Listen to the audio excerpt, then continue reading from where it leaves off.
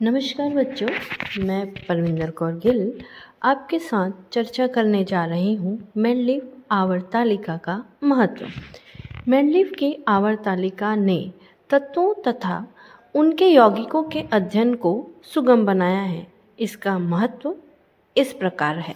पहला, रसायन शास्त्र का विधिवत अध्ययन। चूँकि समान गुणधर्म वाले तत्वों को एक समूह में रखा गया है, अतः यदि हम किसी एक तत्व के गुणों का अनुमान लगाना चाहते हैं तो उस समूह के अन्य तत्वों के गुणों से हम यह कर सकते हैं। दूसरा, नए तत्वों की भविष्यवाणी। मेंडलीव के समय तक मात्र 56 तत्व ज्ञात थे, इसलिए इन तत्वों को समूहबद्ध करते समय उससे आवर्त तालिका में कई स्थान खाली छोड़ दिए थे ताकि नए खोजे जाने वाले तत्वों को इन स्थानों पर रखा जा सके। साथ ही इन तत्वों के गुणों के बारे में भी उसने भविष्यवाणी की थी। उदाहरण, उन्होंने स्कैंडियम Sc, गैलियम Ga तथा जर्मेनियम Ge के गुणों के बारे में जो अनुमान लगाया था वह सत्य साबित हुआ। तीसरा, परमाणु भारों का संशोधन। मेंडलीव ने अपनी आवर्त तालिका की सहायता से कुछ तत्वों के परमाणु भारों में संशोधन भी किया।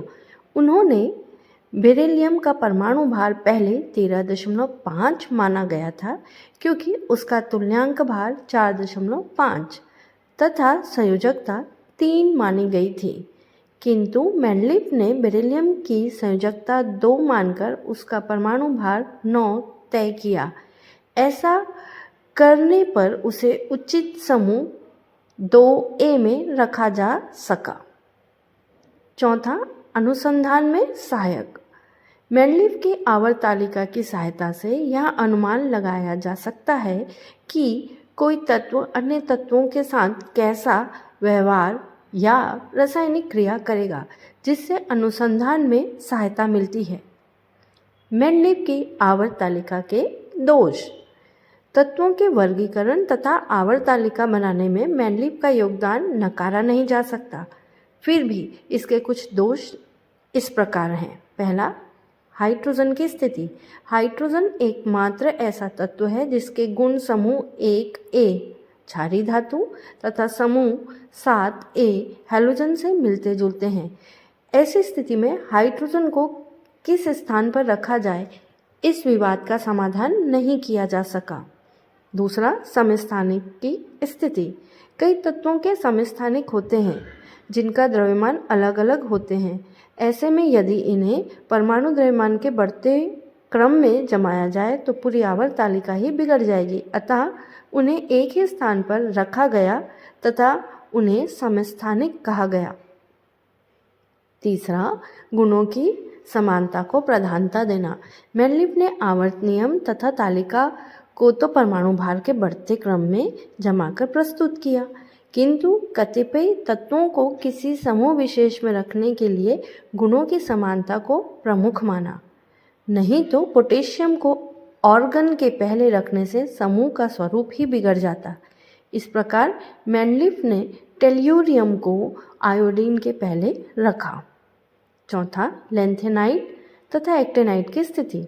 लैंथेनम 3B के बाद आने वाले 14 तत्व तथा एक्टिनियम 3B के बाद आने वाले 14 तत्वों को उसी स्थान 3B समूह तथा क्रमशः 6वां एवं 7वां आवर्त पर रखा गया, जिसका संतोषजनक उत्तर मेंडलीव के पास नहीं था।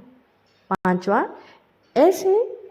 एक जैसे ऐसे तत्व को अलग स्थानों पर रखा जाना। सिल्वर तथा थैलियम, बेरियम, लेड एवं कॉपर तथा मरकरी आपस में समानता रखते हैं, फिर भी उनको अलग अलग समूह में रखा गया है।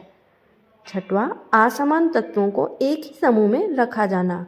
यद्यपि एक समूह को 2 उप समूहों में विभाजित कर दिया गया, फिर भी इन 2 उपसमूह A तथा B में रखे गए तत्व आपस में कोई समानता नहीं रखते। 8वां, समूह 8वां के 9 तत्वों को किन समानताओं के आधार पर एक ही जगह रख दिया गया था तथा तीन त्रिक बना दिए गए, इसका सुसंगत उत्तर मेंडलीव के पास नहीं था। 8वां, आवर्तिता का कारण। मेंडलीव ने तत्वों के मध्य आवर्तिता के कारण को नहीं समझाया।